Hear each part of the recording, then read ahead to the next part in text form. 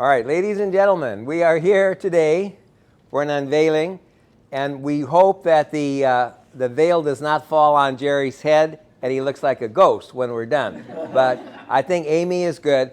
So what I'm going to do is ask everybody, I'm going to go around and ask everybody to introduce themselves as this. This is a historic moment. So, young man? Old man. My name is Jerry Giesel. That's enough. Okay, next. Sally Hurley. Yes? Richard Lindblom. Thank you. Bonnie Lindblom. Thank you. Amy Taylor. Thank you. Jerry Menefee. Thank you. Max Menefee. Thank you. Scott Menefee. Thank you. Chewy Menefee. Thank you. Ava Menefee. Thank you. Bob Plass. I'm John Spivak, and the fellow behind the camera is Gene Lieb, who is camera shy. So we're here today for a great moment because this is a place that Colleen Menefee came to very often, and this was part of her passion. You know, when in the early 1990s, when the library would have literally been closed, Colleen and Joanne Hofer and others literally raised the funds to keep it open. And Jerry O'Banion, who was then the county supervisor, really respected that. So he would never vote again to eliminate or cut the funds so that the library wouldn't be open. And then Colleen continued to be a friend of the library for a long time. Gene was a friend of the library for a long time, until he unfortunately recruited me. And so we have many friends of the library here, as well as the Menefee family. And it's a great time because Colleen loved kids, she loved libraries, and she loved reading.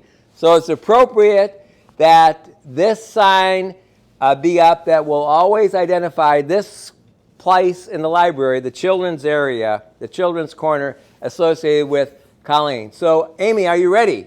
I am. Do you have a drum roll? No, Dick, can you imitate a drum roll? Okay. Okay, Lynn. Okay, here's the drum. Here it comes. Are you ready?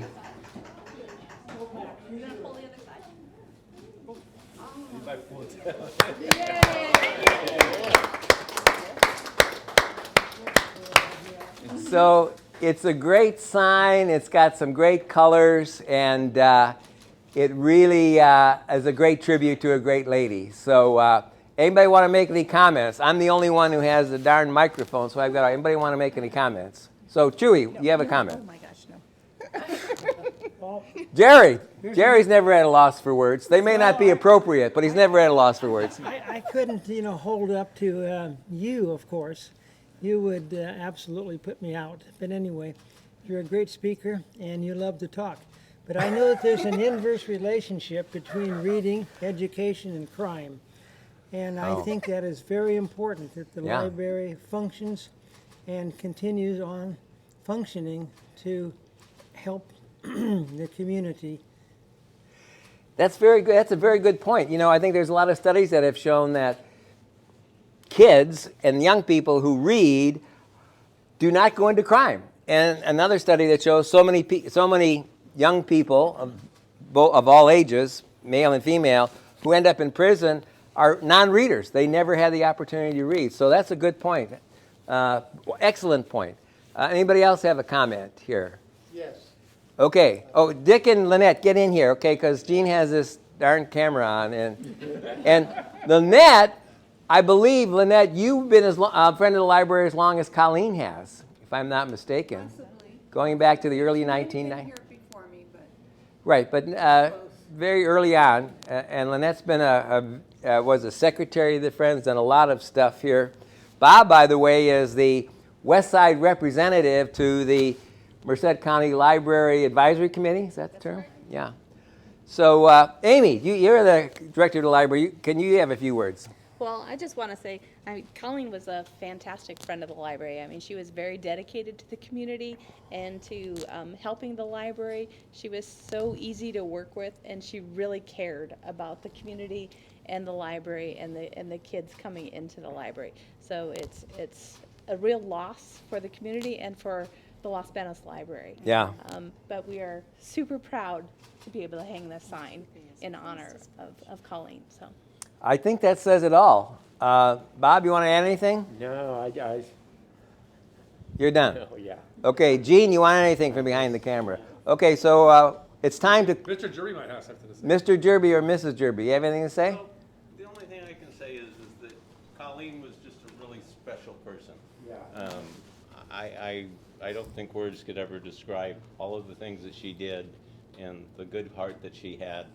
I think she would rate amongst all of our favorite person, so. Yes. Amen. And she was never without a smile. I don't Oh, yeah. care what the situation, Yeah. she smiled on through it. Even was when she great. lost her keys. Or her phone. Or her phone. I don't know how many times over the years I either called or got a call from Colleen about a tree, a book, the Rotary, you name it. She was involved, and she was just not a passive person. She was very active, and so often I still am ready to dial Colleen's number, and I can't. So I have to have this spiritual connection, I guess, to that. So the other thing I want to say, this is the indoor honoring of Colleen. The Rotary is also working on a plan to have an outdoor honoring of Colleen, which includes 2 benches, a little concrete area, a tree, which she would like, and a little plaque in her honor. That's going to take a little bit longer, but hopefully in the spring, we'll invite everybody back for that event. So, anybody else have any comments? Okay, this concludes, it's not really a ceremony, this concludes the event. So now everybody get cookies and water, and let's have a big round of applause in honor of Colleen.